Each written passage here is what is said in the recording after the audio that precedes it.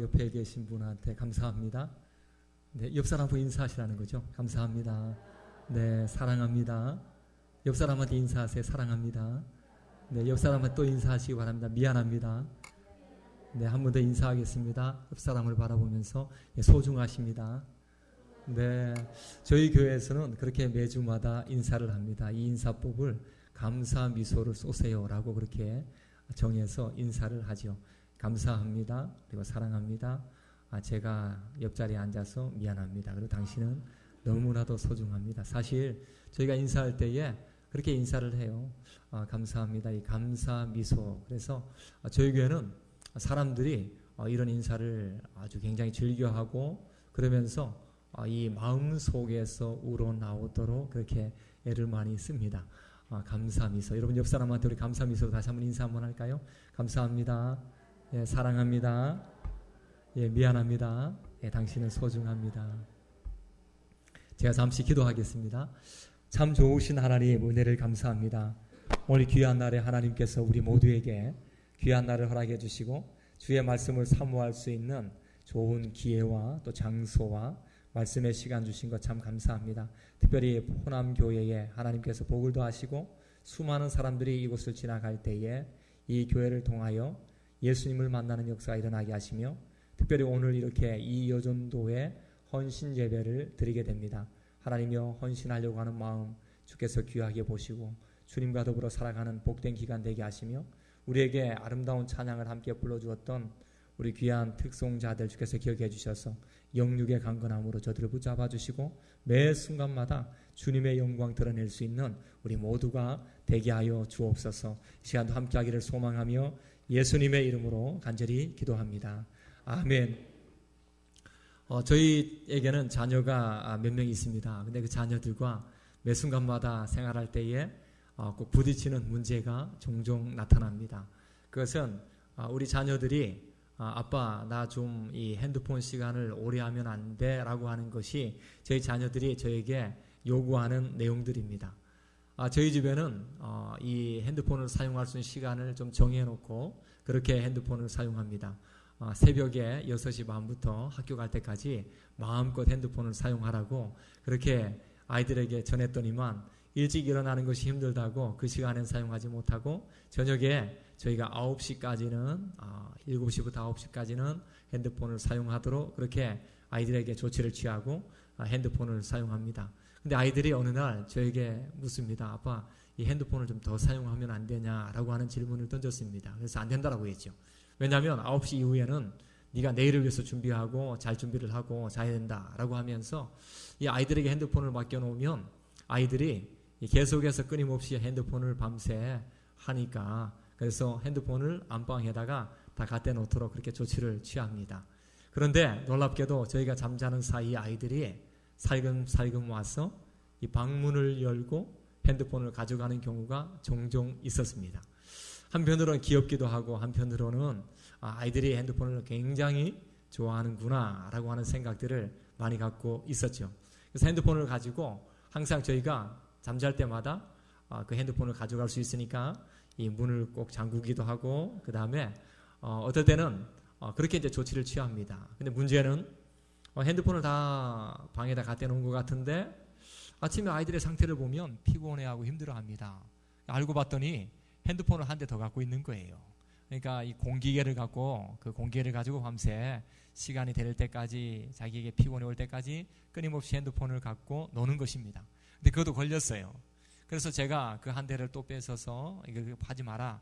이것은 엄마 아빠를 속이는 거야 라고 하면서 한 대를 뺏었는데 또 시간 지나고 나니까 그 아이들 방에서 공기계가 또 나오는 거예요. 야 정말 대단하다. 아이들이 이게 보통 문제가 아니구나. 애들이 이렇게 핸드폰을 사랑하고 왜 그런가 했더니만 아이들이 게임도 할 수 있지만 친구 또래하고 새벽 1-2시까지 대화 나누는 것이 아이들에게 문화예요. 그러니까 아이가 어느 날 저에게 얘기합니다. 아빠 이게 참 핸드폰이 내게 너무 중요하다라고 하면서 그때 쓴 표현이 목마르다, 핸드폰에 목마르다라고 하는 표현을 썼어요.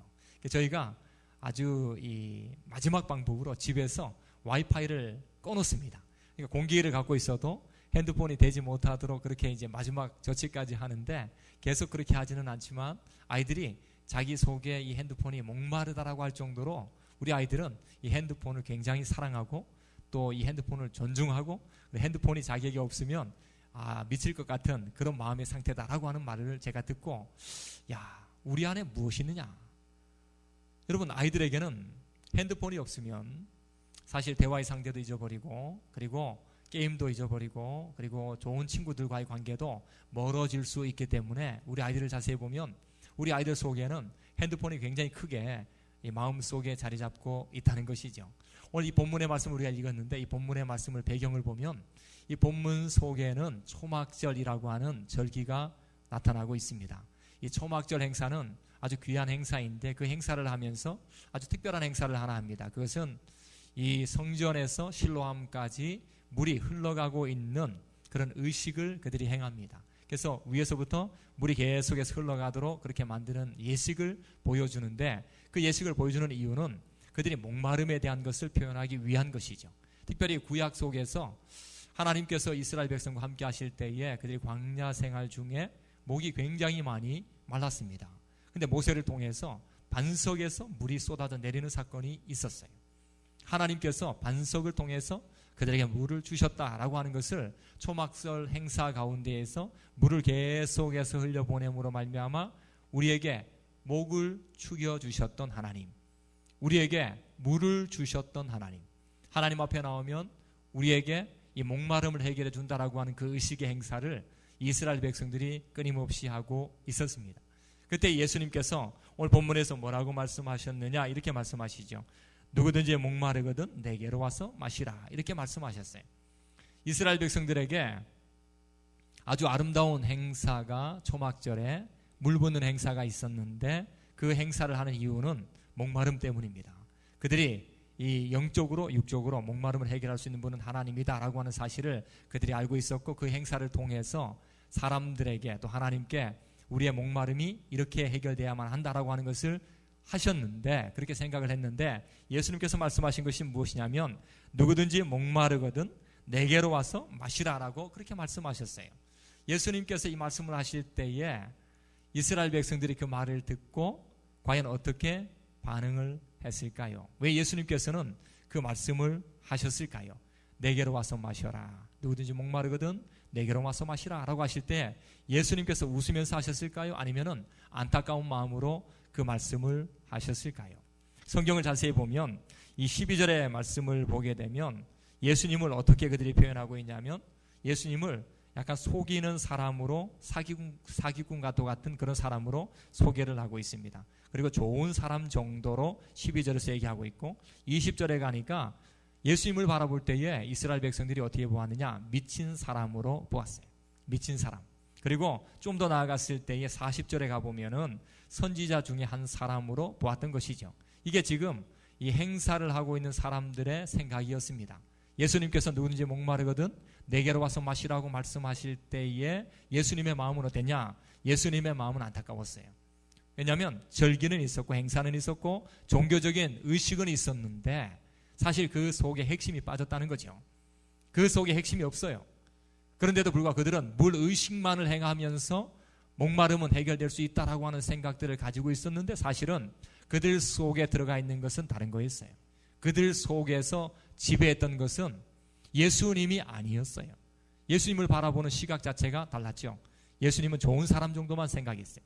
여러분 오늘도 여러분들이 이 아침부터 지금까지 계속해서 예배를 드리고 계실 때 여러분들의 마음속에 예수님이 가득 들어가 계십니까? 여러분의 마음속에 이 종교적인 의식, 예배라고 하는 의식, 그리고 우리가 주일이라고 하는 이 귀한 날을 보낼 때에 여러분 속에 예수님이 들어가 계십니까? 여러분 굉장히 중요한 질문이에요.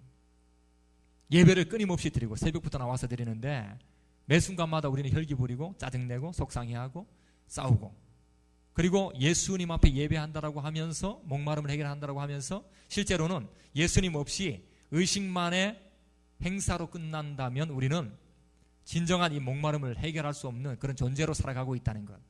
본문이 우리에게 그것을 우리에게 말씀해 주고 있습니다. 세상에 조금 돈을 많이 갖고 계시는 분들 그들을 향해서 우리는 VIP 고객이라고 말합니다. VIP. 그 사람들은 돈에 목숨을 거는 사람들입니다. 그들은 돈이 우리 인생의 최고라고 생각을 하는 사람들이에요. 돈이 우리 인생에 행복을 준다라고 생각을 하는 사람들이죠. 그런데 그들이 사업을 하다가 돈줄이 막히거나 아니면은 이 돈의 경로가 막히거나 아니면은 이 사업의 실패를 딱 했을 때 나타나는 가장 큰 문제가 무엇입니까? 인생이 막힌다는 거예요. 인생이 막히고 그들에게 참다운 기쁨과 즐거움이 없다는 것을 발견하고, 그래서 그들은 결국 자기의 생명을 쉽게 생각해서 목숨을 끊는 경우가 VIP 가운데서 너무나도 많다는 사실. 그들은 한평생 돈을 향해서 달려갔어요. 돈만 내게 있으면 내가 가장 부유하고 행복하고 그리고 즐거움 속에 살 것이라고 그들은 늘 생각하며 그렇게 산 것이죠. 그런데 돈이 VIP가 되었을 때에 여러분, 인생의 승리가, 성공이 우리의 목마름을 해결합니까? 사람들은 그 목마름 때문에 돈을 꽉 쥐고 살려고 하는 마음들이 굉장히 많아요. 그들은 목마름 때문에 인생의 VIP라고 하는 그 위치를 얻기 위해서 살아가는 경우가 굉장히 많습니다. 그들은 참된 행복을 얻기 위해서 돈이 인생의 전부다라고 하는 그런 생각들을 가지고 살지만, 그러나 인생의 전부가 이 돈이 아니라는 것, VIP라고 하는 자리가 아니라는 것, 인생의 행복은 돈에서 오지 않는다라고 하는 사실을 그들이 늘 여전히 생각하고 있다는 것입니다. 어거스틴은 이런 말을 합니다. 하나님이 우리를 창조하셨기 때문에 우리가 하나님께로 돌아가기까지에는 만족이 없다라고 했어요. 하나님은 창조자, 우리는 피조물이라는 것이죠. 그런데 이 땅에 사는 사람들이 하나님은 창조자라는 의식을 제대로 못해요. 우리가 피조물이라고 하는 생각들을 잘하지 못하고 살아가는 경우가 굉장히 많습니다. 초막절 행사를 하면서 그들은 피조물이라고 하는 그 의식을 잘 갖지 못했어요. 내가 이 의식을 행함으로써 내가 대단한 사람이야, 이 의식만 행하면 내가 행복이 임할 거야, 내가 이 의식만 행하면 목마름에서 해결될 거야 라고 하는 그런 생각들이 굉장히 많이 지배된 사람들이에요. 근데도 불구하고 사람들은 그 의식을 가장 중요하게 생각한다. 여러분, 그 의식이라고 하는 그 종교의식은 어떻게 보면 피조물일지 몰라요. 우리가 돈이나 인기나 명예나 전부 다 피조물이에요. 우리에게 자녀도 피조물이에요. 우리가 여러 가지 행사를 할 때 프로그램도 사실은 피조물이에요. 거기서 참다운 행복과 즐거움을 찾는다라고 하는 것은 가장 어리석은 일들이죠. 어거스틴은 그것을 알고 있었어요. 수많은 사람들이 피조물을 숭배하고 있다는 거죠. 피조물을 숭배하면서 그 속에서 참다운 만족을 얻으려고 하는 그런 일들이 너무나도 많다는 것을 발견했어요. 그래서 분명하게 하나님이 누구냐, 하나님이 창조자라고 하는 사실을 알아야 된다. 우리는 누구냐라고 할 때에 우리는 이 피조물이라고 하는 사실을 분명히 알지 못하면 우리가 이 땅 위에 살면서 참다운 행복, 참다운 기쁨, 참다운 그 즐거움을 맛볼 수가 없다는 것을 분명하게 우리에게 전해주고 있다는 것입니다. 여러분, 하나님이 창조주이신 것을 믿으십니까? 하나님은 온 세상의 주인이세요. 그분 앞에 우리가 엎드리는 삶이 얼마나 중요한지 몰라요. 많은 이 신앙의 선배들은 하나님 앞에 살아갈 때에 하나님 앞에 가면 갈수록 내가 더럽고 추한 존재라는 사실을 발견하고 하나님이 위대한 존재라는 사실을 나는 늘 발견한다. 이게 그들의 고백이었어요. 우리가 예배를 드리면서 늘 발견할 수 있는 것은 이 의식이 너무 중요하지만, 그러나 더 중요한 것은 주님 모두 다 영광 받아 주옵소서. 사람이 드러나지 않고 하나님만이 영광 드러나기를 소망합니다. 이게 우리의 고백이 된다는 거죠. 제가 저 뒤에 우리 이 여전도에 나오셔서 특송하는데 얼마나 은혜가 되는지, 대단하시다. 야, 참 아름답게 노래를 부르는구나. 이런 교회에 이런 분들이 있다는 것은 참 복된 것이구나 하는 생각을 잠시 하게 됐어요. 그 연세가 많으신데도 불구하고 주님을 노래하는 그 마음들. 여러분, 그때의 제 마음속에는 야, 연세가 많아도 저분들 안에 예수 그리스도 꽉 차 있으면 인생이 달라지겠구나. 저분들이 부르는 저 찬양처럼 예수 그리스도에 대한 그 마음과 사랑을 가지고 노래를 부르며 살아가는데 주님의 그 놀라운 역사가 안 일어나겠느냐, 그런 생각들이 제가 찬양을 들으면서 제 마음속에 스쳐가게 된 것입니다. 여러분, 우리는 피조물이에요. 그래서 예수님께 연결되고 예수님을 바라보는 그 놀라운 삶이 우리 모두에게 필요한 것이죠. 예수님은 어떤 일들을 감당하셨습니까? 예수님께서는 이 땅 위에 사시면서 38년 된 병자, 누워서 일어나지 못하는 그 병자에게 가가지고 너 일어나라, 너 침상 들고 가거라 라고 그렇게 명령하시고 역사를 이루신 분이세요.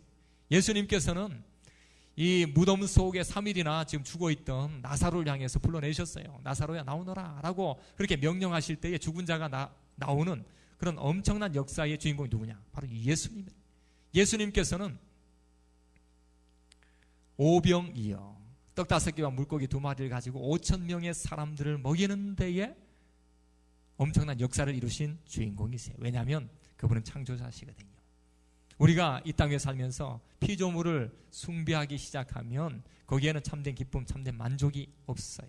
그게 바로 우상이라는 거예요. 우리가 이 좋은 일을 해야 됩니다. 최선을 다해서 더 좋은 일을 하기 위하여 애를 써야만 합니다.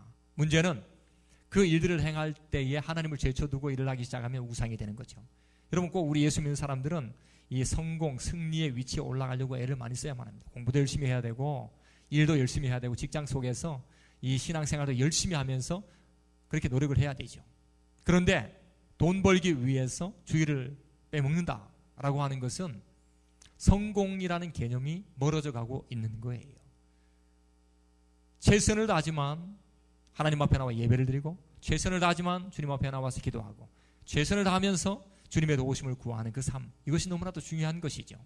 여러분, 우리 안에 예수님께서 말씀하실 때 누구든지 목마르거든 내게로 와서 마시라 라고 말씀하실 때에 그 안타까움을 갖고 있었어요. 수많은 사람들이 목말라고 있음에도 불구하고 그 목마름에 대한 그 정의, 누군지도 제대로 모르고 살아가고 있는 그 모습에 안타까워하고 있는 모습이 오늘 본문 속에서 우리에게 들려주고 있는 것입니다. 저희 아이들이 마치 핸드폰이 자기 인생에서 가장 중요한 것처럼 마음속에 품고 거기에 목말라 있던 것처럼 내 안에 무엇이 있냐에 따라서 나의 인생의 삶이 달라지게 되어 있다는 것입니다. 저는 2013년도에 책 한 권을 읽었는데 그 하인리 법칙이라는 책을 읽었습니다. 그 법칙은 일반적인 그런 책이에요. 일반 경영에 관련된 책인데 아마 부제가 1대 29대 300이라고 하는 내용이 나와 있습니다. 그 책을 제가 읽으면서 아주 의미 있게 제가 아주 충격을 먹었어요. 그 책 속에서 어떤 한 사건이 딱 있을 때 그 사건은 300가지로 잔잔한 마치 진동이 있었는데 우리가 못 느낀다는 거죠. 그리고 29가지로 압축이 되어서 크게 나타나는데도 느끼지 못한다. 그리고 마지막에 1이 딱 되었을 때 폭발해가 완전히 사람이 죽거나 완전히 터져버리거나 폭발하는 일들이 생겨난다라고 하는 거예요. 그러니까 지혜로운 사람들은 이 300이 일어날 때 좀 보면은 훨씬 좋다. 거기 아니 29만 일어날 때만 보아도 방지할 수 있고 예방할 수 있고 하는 그런 부분들이 있다라는 것이죠. 이거는 가정이나 또 직장이나 교회에서도 다 적용해낼 수 있는 그런 내용들이었습니다. 근데 그때 제가 그 책을 보면서 그 속에 아주 한 사람을 만났는데 릭 레스콜라라라는 사람을 제가 접하게 되었습니다. 릭 레스콜라라, 그 책에 대한 내용을 딱 보면서 그 사람이 제 속에 확 들어왔어요. 릭 레스콜라라라고 하는 사람은 미국의 모건 스탠리에서 일하는 사람입니다. 그 모건 스탠리에서는 이 금융, 은행에 관련된 회사이고 거기에는 한 2,500명의 직원들이 일하는 그런 회사예요. 근데 이 릭 레스콜라라라고 하는 사람은 거기서 안전요원으로 일을 했습니다. 그러면서 2,500명을 대상으로 해서 한 2달에 한 번 정도 끊임없이 여기에 이 재난에 대한 훈련이 필요하다. 대피에 대한 훈련이 필요하다. 그리고 우리가 어려운 일을 만났을 때 그것을 어떻게 응급처치할 것인가에 대한 훈련이 너무 필요하다라고 하는 것들을 늘 강조했어요. 그런데 사람들이 말하죠. 아니 뭐 이거를 매달마다 하다시피 그렇게 할 필요가 뭐겠어. 우리 일에 방해가 된다고. 지금 우리가 일을 해서 돈을 벌어야지 왜 자꾸 맨날 이런 훈련만 해. 계단이 지금 얼마나 높은데 나이 들어 허리 아파가지고 왔다 갔다 하기 힘든데 왜 왔다 갔다 해야 돼 하면서 그런 얘기가 들렸어요. 그런데도 불구하고 그는 끊임없이 언제 어떤 일이 일어날지 모릅니다. 그러니까 우리가 끊임없이 운동합시다. 그리고 훈련합시다. 그리고 대비합시다. 이렇게 이제 얘기를 한 것이죠. 계단 타고 내려올 때에 엘리베이터가 고장이 나면 위험하니까 계단 타고 내려올 때 노래를 부르면서 앞 사람을 기억하고 용기 있는 말을 하고 그렇게 해서 내려옵시다라고 하는 훈련을 끊임없이 하는데 불만과 불평이 얼마나 많겠어요. 불만과 불평이 굉장히 많았는데 그런 와중에 옆에 있는 큰 빌딩에서 폭발음이 생긴 거예요. 폭발음이. 비행기 한 대가 그 옆에 있는 빌딩에 들어와가지고 박히면서 딱 보니까 벌써 옆 건물이 연기가 자욱하고 불이 막 나면서 전체가 막 무너질 것과도 같은 그런 상황이 벌어진 거예요.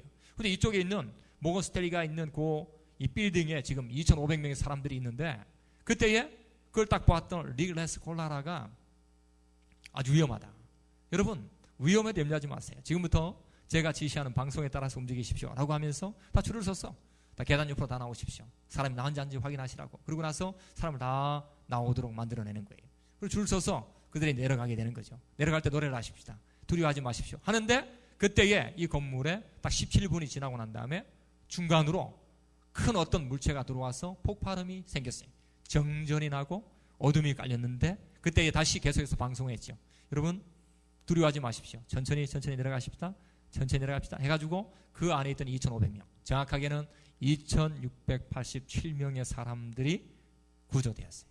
구조되었고, 그리고 이 릭레스 콜라라 그 사람은 사람을 더 구하기 위해서 들어갔다가 그 속에서 나오지 못하는 안전요원 가운데 4사람 중에 한 사람으로 기록이 되었죠. 제가 그 글을 보는데 가슴이 막 뛰는 거예요. 와, 이런 사람 정말 멋있다. 나도 그런 마음으로 살면 좋겠다. 2013년도 14년도에는 내가 이 사람을 마음에 많이 품었어요. 내게 혹시나 이런 일이 일어날지 안 일어날지 잘 모르겠지만 만약에 이런 일들이 내게 일어난다면 내가 이런 일들 속에서 어떻게 살 것인가를 이 머릿속에다 두고 있었죠. 그때 제가 저희 자녀들에게 얘기한 게 뭐냐면, 얘들아 너희들 학교 가지? 선한 일이 생길 때마다 선한 일을 행하도록 해라. 선한 일은 잘 다가오지 않을 수도 있어. 그러니까 좋은 일, 생명 구하는 일이 생기면 너희들이 최선을 다해라. 거기에는 목숨을 걸 만한 일들이 있을 거야. 사실 공부 잘해라, 공부 열심히 해라 이런 얘기도 해야 되는데, 얘들아 오늘 학교 갈 때에 선한 일이 있는가 없는가를 제세해보고 선한 일을 위해서 너희가 살아라 라고 하는 말을 던져주는 거죠. 왜냐하면 제 속에 누가 있냐면 릴레스 콜라라고 하는 사람이 있어요. 그 사람은 예수 믿는지 안 믿는지 잘 몰라요. 그런데 내용상 전개로 봤을 때는 그분은 분명히 예수님을 믿는 사람 같아요. 아내와 통화했던 그 통화에 대한 내용들을 볼 때에 그는 하나님을 믿는 사람으로 제가 인지를 하고 저도 그와 같은 삶을 살면 좋겠다라고 그렇게 생각을 했죠. 그러니까 제 속에 그때 가득 차 있던 것은 릭렉스 콜라라. 저는 그 사람만 생각하면 지금도 가슴이 뜁니다. 근데 저에게도 좋은 기회가 왔어요. 어떤 기회냐? 제가 교회를 섬길 때에 저희 교회에 장례식이 났죠.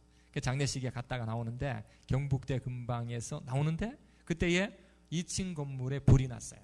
사람들이 한 50명 정도가 그 건물을 바라보면서 있었죠. 저희도 차를 잠시 세우고 사람과 내려서 불 구경하고 갑시다 라고 해서 까만 넥타이에 까만 양복을 입고 거기 다 서서 있었어요. 제가 사람들에게 물어봤어요. 여기 혹시나 전화했습니까? 예, 그 119나 112에 전화했습니까? 전화했대요. 누가 했습니까? 잘 모르는 것 같아요. 누가 했는지. 그래서 제가 동시에 그 얘기를 듣고 저도 이제 전화를 다시 했죠. 전화하면서 전화 끊고 난 다음에 혹시 저 안에 사람이 있습니까? 이렇게 물어봤어요. 물어보니까 사람이 없다라고 다들 외쳤어요. 그래서 사람이 없구나. 뭐 불난 거야. 한 뭐 3, 4천만 원 정도 손해보면 되는 거고 또 다시 일어서면 되는 건데 사람이야 죽으면 이 돈보다 귀한 거잖아요. 그러니까 사람 없다고 하니까 다행히 했는데 저 멀리에서 한 사람이 막 뛰어오면서 저기 제 아내가 있습니다. 제 아내가 있습니다. 소리치는데 제가 여러분 그때 딱 그거 듣는데 제가 어떻게 했을까요? 우선 제 속에 누가 있어요? 릭레스 콜라라. 그 당시에 책을 읽으면서 그 사람의 이 행동이 제 속에 막 불타오르고 있었던 거예요. 그러니까 딱 그 얘기 듣자마자 제가 취한 행동이 뭡니까? 제일 먼저 2층으로 올라가는 거예요. 올라가는데 뛰어서 올라가는데 그때 제 머릿속에 스치는 것이 저희 어머니 말씀이 기억났어요. 어머니가 늘 말씀하시는 게 얘야 너 누군가 물에 빠지면 너 뛰어들지 마. 이게 어머니 늘 말씀하셨거든. 왜냐하면 어릴 때부터 저에게 그 말씀을 하셨어요. 얘야 너 물에 빠진 사람 있으면 뛰어들지 마. 왜냐하면 제 성격을 알고 계셨기 때문에. 근데 그때도 뛰면서 그 생각이 떠오른 거예요. 얘야 불 났는데 뛰어들지 마 라고 하는 말이 막 들리는데 문제는 올라가서 내가 어떻게 처치할 건가, 어떻게 하면은 잘해낼 것인가가 그때 또 지혜로운 거죠. 근데 올라가는데 야 릭레스 콜라라가 생각이 왜 그때 났는지 이게 가슴이 아픈 거야. 안 올라와도 되는데 괜히 올랐구나 뭐 이런 생각이 들면서 지금 문 앞에 서 있는데 안에는 막 이 불이 나가 있고 안에 사람 있다고 하고 연기가 막 나오는데 문 앞에 서서 이 문을 열어야 되는데 겁나는 거예요.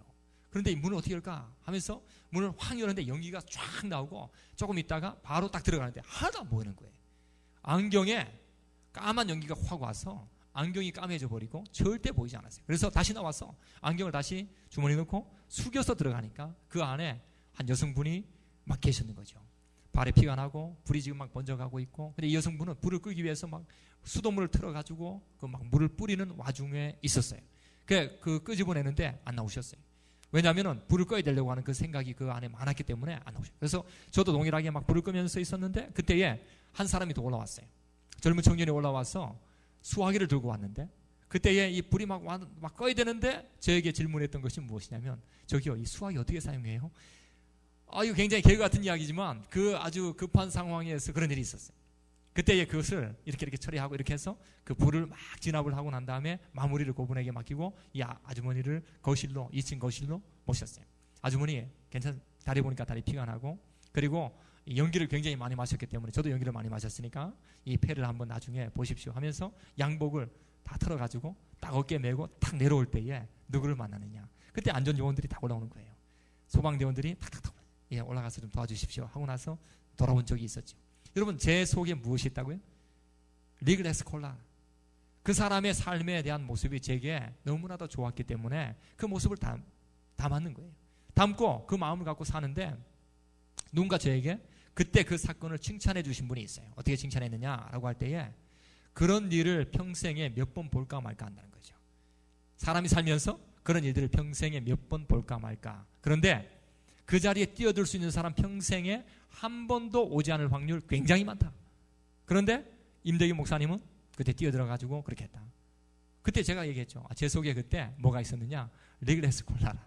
리글레스 콜라라. 그 사람이 있었습니다. 그 사람 때문에 제가 그런 마음을 품고 있었는데 그때 그 타이밍이 왔었고, 그래서 그때에 물불 가리지 않는 그 역할을 그때 했습니다. 이런 얘기를 제가 사람들에게 종종 하는 것이죠. 제 속에 무엇이 있느냐, 여러분 속에 무엇이 있느냐 이거예요. 목말라 하고 있는데 목마름에 대한 해결을 위해서 내 속에 무엇이 있느냐라고 하는 것이 무엇보다 중요하다는 사실입니다. 이에 예수님께서 이 사마리아에 있는 우물가에 있는 한 여인을 만나셨을 때에 그 여인에게 이렇게 말씀하셨어요. 이 물을 마시는 자마다 다시 목마르려니와 내가 주는 물을 마시는 자는 영원히 목마르지 아니하리니 내가 주는 물은 그 속에서 영생하도록 솟아나는 샘물이 되리라. 믿으십니까? 여러분, 이게 목마름의 해결이었어요. 예수님께서 만나는 수많은 사람들에게 말씀하신 것이 뭐예요? 야, 너 안에 나를 모셔라. 이게 예수님의 말씀이었어요. 너 삶에 나를 모셔라 라는 것이 예수님의 말씀이에요. 누구든지 목마르거든 내게로 와서 마시라. 이 말씀하실 때 주님의 그 안타까운 마음이 얼마나 많이 보이는지 몰라요. 여러분, 주님이 어떻게 보이십니까? 여러분, 예배를 드리면서 여러분들은 예수님이 어떤 존재로 다가오고 있냐 이거예요. 제가 좀 전에 말씀을 전할 때 예수님께서는 38년 된 병자를 고쳤고 오병이어의 역사를 행하셨고, 그리고 이 나사로를 살리셨고 라고 하는 등등의 이야기를 막 던졌을 때에 여러분들은 예수님을 어떻게 보시냐 이거예요. 여러분들 혹시나 이 종교의식을 행하고 있었던 이스라엘 백성들 가운데에 그 사람들, 예수님은 좋은 사람 정도, 예수님은 말이 굉장히 많은 미친 사람 정도, 예수님은 그냥 선지자 중에 그냥 멋진 선지자 중에 한 사람, 이렇게 바라보고 있는 것 아닙니까? 아닙니다. 예수님은 그런 존재가 아니에요. 우리에게 분명히 이 땅 위에 살 때, 제가 교회를 섬기면서 목회를 할 때에 가장 안타까운 문제들을 많이 접할 때가 종종 있습니다. 그것이 무엇이냐? 예배는 정말 잘 드려요. 아주 은혜롭게 잘 드려요. 시간마다 끊임없이 나와요. 그런데 어떤 문제가 생겼을 때에 예수님이 사라져요. 이게 문제예요. 제가 가장 안타까워하는 것 중에 하나가 무엇이냐면, 예배를 드리고 있는데 어떤 문제가 딱 나타날 수 있잖아요. 교회 안에도 문제가 생길 수가 있고, 가정에도 문제가 생길 수가 있고, 직장에도 문제가 생길 수가 있고, 내적으로도 문제가 생길 수가 있어요. 그런데 예수님을 잘 섬겼던 사람처럼 보였어요. 근데 안타까운 것은 예수님을 잘 섬기는 것처럼 보였는데 문제가 생겼을 때에 예수님이 보이지 않고 문제만 보고 있는 그 경우, 그게 참 안타까운 거죠. 오늘 본문의 말씀을 보면 배경은 딱 그래 돼 있어요. 배경은 종교의식을 행하고 있고 예배를 드린 것처럼 보이는데, 그리고 물의 중요성을 그들이 드러내고 있는데, 안타깝게도 예수님께서 말씀하셨던 예수님을 모시라라고 하는 그 모습이 그들에게 없다는 거예요. 예수님을 그 안에 모시고 사는 것이 너무나도 중요한데 그들 삶 속에는 그 삶이 없다는 거였어요. 예수님 뭐라고 말씀하셨습니까? 오늘 본문을 보면 이렇게 말씀하세요. 38절에 보니까 나를 믿는 자는 성경의 이름과 같이 그 배에서 생수의 강이 흘러나오리라 하시니, 나를 믿는 자는 이렇게 해요. 여러분, 믿는다라고 하는 것이 무엇입니까? 믿는다라고 하는 것이 무엇입니까? 민수기 21장에 가면은 거기에 아주 재미있는 특별한 이야기가 나옵니다. 그것은 이스라엘 백성들이 불순종하면서 이 뱀에 물려 죽는 사건이 벌어졌습니다. 그때에 모세가 노뱀을 만들었죠. 노뱀을 만들어가지고 높이 달려놓고 이렇게 말씀했어요. 이 노뱀을 바라보는 자는 다 산다라고 말했다고. 근데 그 중에 많은 사람들이 어떻게 했냐? 바라보았어요. 근데 바라보았는데 그 중에, 개 중에는 이런 생각했죠. 바라본다고 살겠느냐? 여기에 독을 빼야지. 내가 지금 물렸는데 의사가 필요하지. 그런 생각을 한 사람들이 많았다는 거예요. 여러분, 오늘 본문에 나를 믿는 자, 믿는다는 것이 무엇입니까? 믿는다라고 하는 것은 추상적인 것이 아니에요. 목마른 자에게 물을 주는 것, 배고픈 자에게 음식을 찾는 것처럼 갈급해하는 것, 그것이 믿음이라고요. 우리가 쾌락에 대한 갈증이 생기면 쾌락에 대해서 찾아가려고 하는 그 마음, 이게 바로 갈증이에요. 그런데 여러분, 우리가 예수님을 향해서 믿는다라고 할 때 그 마음, 그 구체적인 마음, 아주 우리 생활 속에 드러날 수 있는 아주 현실적인 모든 것들, 이것이 바로 믿는다로 드러나야 된다는 사실을 우리에게 말씀해 주고 있다는 것입니다. 믿는다라고 하는 것은 보는 거예요. 주님을 바라보는 거예요. 여러분, 말씀을 들을 때마다 왜 여러분들 예수 안에 사십시오, 주님을 바라보십시오, 십자가를 묵상하십시오 라고 하는 말씀을 왜 던집니까? 여러분, 그게 살 길이거든요. 그게 살 길이에요. 그게 목마름을 해결할 수 있는 중요한 비결인 것을 우리에게 말씀해 주고 있다고요. 내가 예수님을 바라보고 예수님 십자가를 쫙 바라보면 내 속에 딱 나타나는 것이 문제 해결이 문제가 아니라 내 속에 평안함이 와요. 내 속에 평안함이 오면 우리의 삶이 안정적으로 바뀌어요. 그 속에서 벌써 목마름의 해결을 하고 있음을 우리가 발견하고 있다는 것입니다. 여러분, 예수님을 어떻게 쳐다봅니까? 예수님을 어떻게 쳐다보느냐라고 하는 것이죠. 오늘 여기에 보니까 믿는다라고 하는 말, 믿는다라고 할 때에 창조주 외에 다른 것을 섬겼던 것을 청산하는 것이 예수님을 구체적으로 바라보는 거예요. 아, 내가 전에는 내 자신을 믿었어. 내가 전에는 내 자식을 믿었어. 내가 전에는 돈을 믿었어 라고 했던 그 잘못된 피조물을 의존하고 섬겼던 것을 청산해내는 것이 예수님을 제대로 바라보는 것이라고 하는 사실이죠. 예수님은 창조자야, 그분 외에는 없어 라고 하는 생각을 가지면서 그분께 나아가는 그 마음이 무엇보다 중요하다는 사실, 이게 바로 주님을 바라보는 삶의 자세인 것이죠. 성경은 이렇게 말씀합니다. 너희가 내 안에 거하고 내 말이 너희 안에 거하면 무엇이든지 원한 대로 구하라. 그리하면 너희가 다 이루리라. 여러분 안에 무엇이 있습니까? 저는 정확하게 올해의 6월 달에 이런 사건을 하나 경험한 적이 있습니다. 저희 교회 장로님이 계시는데 장로님이 나이가 젊습니다. 50대 거의 초반입니다. 장로님은 아주 오래전에 장로님이 되셔서 우리 교회에 헌신하고 봉사했는데, 제가 그 장로님을 만날 때마다 장로님이 어떤 분일까? 라고 늘 기도하고 그렇게 이제 만났죠. 그런데 그 장로님에게는 3명의 딸이 있어요. 3명의 딸이 있는데 첫째 딸이 고등학교 때에 7년 전에 수련회에 친구 한 명 데리고 와서 수련회 갔다가 돌아오는데 교통사고가 난 거죠. 그런데 그 친구는 죽었어요. 그 장로님의 딸은 뇌를 다쳐가지고 대수술을 받고 살아났어요. 장로님 그때 기억한 것이 무엇이냐면, 하나님이 내 딸을 살려주셔서 감사하다 하면서도 친구가 데려오니까, 자기 딸이 데려온 친구가 죽었기 때문에 그 가슴 아픈 게 너무나도 많았어요. 그런데 수련회 갔다 오면서 따지고 보니까 예수 믿고 하늘나라 갔으니까 참 감사합니다. 자기 딸은 살았으니까 또 다시 감사하고, 뭐 이런 감사에 대한 마음들이 굉장히 많았죠. 근데 올 6월 달에 어떤 일이 벌어졌냐, 그 자기 딸과 친구들과 함께 포항에 갈 길이 있었는데 포항에 잘 가고 있는데 자기는 이제 자기 딸은 뒤에 타고 있었죠. 옆에 가던 카니발이 타이어가 펑크가 나면서 이쪽으로 와가지고 이 차를 들여박았는데, 이 차 속에 있는 뒤편에 있던 자기 딸, 그 장로님의 딸이 튕겨나가서 즉사했어요. 7년 전에 하나님께서 살려주셔가지고 한평생 이 아이가 주 뜻 안에 살아갈 수 있겠구나 라고 생각을 했는데, 7년이 지나고 난 다음에 교통사고로 그 아이가 죽었어요.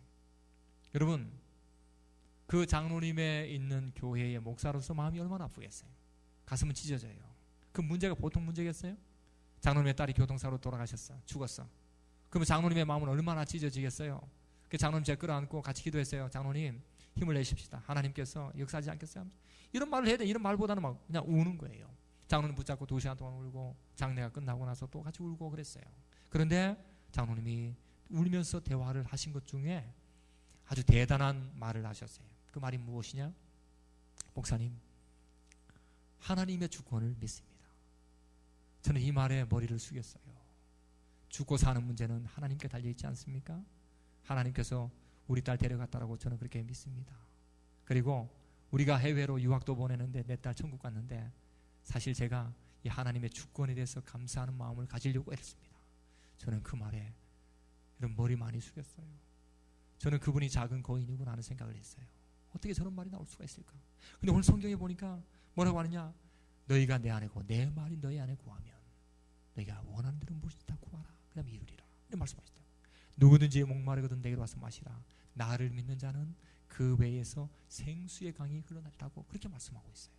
저는 장로님 볼 때에 제가 장로님 내 딸이 죽었을 때 하나님을 향해서 원망하는 사람들 수없이 봤는데, 그 장로님 하나님의 주권을 인정한다, 장례가 치르고 나서 얼마 되지 않아서 그렇게 고백하고 있는 그 고백이 제 마음을 얼마나 감동시켰는지 하염없이 울었어요.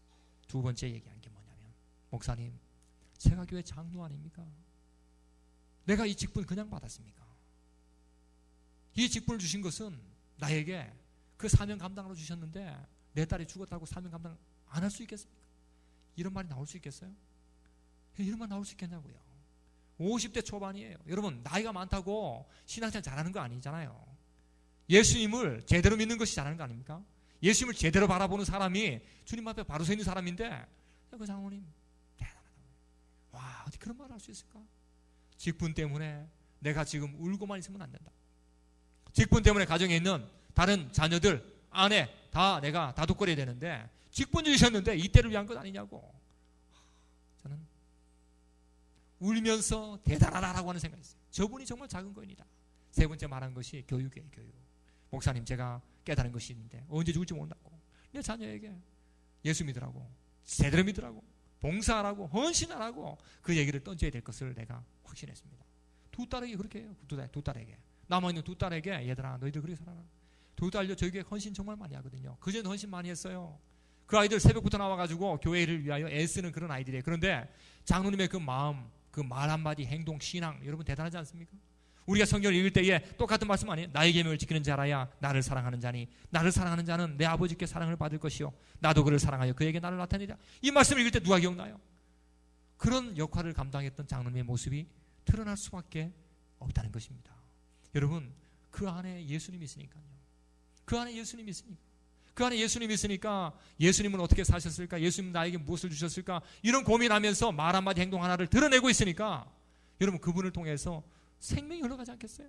예수님께서 말씀하신 것이 무엇입니까? 오늘 본문을 자세히 보면은 나를 믿는 자는 성경의 이름과 같이 그 배에서 생수의 강들이 흘러나리라. 한번 따라 할까요? 나를 믿는 자는 성경의 이름과 같이 그 배에서 생수의 강들이 흘러나리라. 믿으시면 아멘 합시다. 여러분, 성령을 가리켜 말씀하셨다고 했어요. 오늘 본문을 보면 성령을 가리켜 말씀하셨다고 했어요.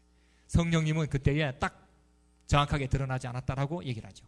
예수님께서 죽으시고 살아나시고 우리를 위해서 죽으시고 우리를 위해서 의를 주시고 그 다음에 부활승천하시고 난 이후에 성령께서 오신다. 그리고 성령께서 오신 것은 각 교회를 통해서 생명이 흘러가도록 만들어내신다. 그 생명이 어디까지 흘러왔어요? 영원한 영생수가 여러분에게까지 흘러왔어요. 저에게까지 흘러왔어요. 그리고 앞으로도 계속 흘러가기를 원해요. 우리의 가정으로, 우리의 직장으로, 우리의 교회로, 내가 만나는 수많은 사람들에게 내 안에 누구를 모시고 그분을 통해서 어떻게 살 것인가. 여러분들이 예수님을 내 안에 모시고, 특별히 오늘 이 여전도의 헌신 예배를 드리고 있는데 여러분, 그런 헌신된 마음들이 이 여전도뿐만 아니라 여기 있는 모든 분들에게 나타나기를 원합니다. 목마름의 해결을 어떻게 하고 계십니까? 예수 안에서 해결하십시오. 주님은 능력이 많습니다. 예수님 안에 흘러가고 있는 그 영생수를 통해서 여러분들이 그 영생수의 흘러감을 통하여 세상 속에 희망을 흘려보내고 생명을 흘려보내고 하나님의 능력을 흘려보낼 수 있는 여러분의 모든 삶이 다 되시기를 예수님의 이름으로 간절히 축원합니다. 우리 함께 기도하겠습니다.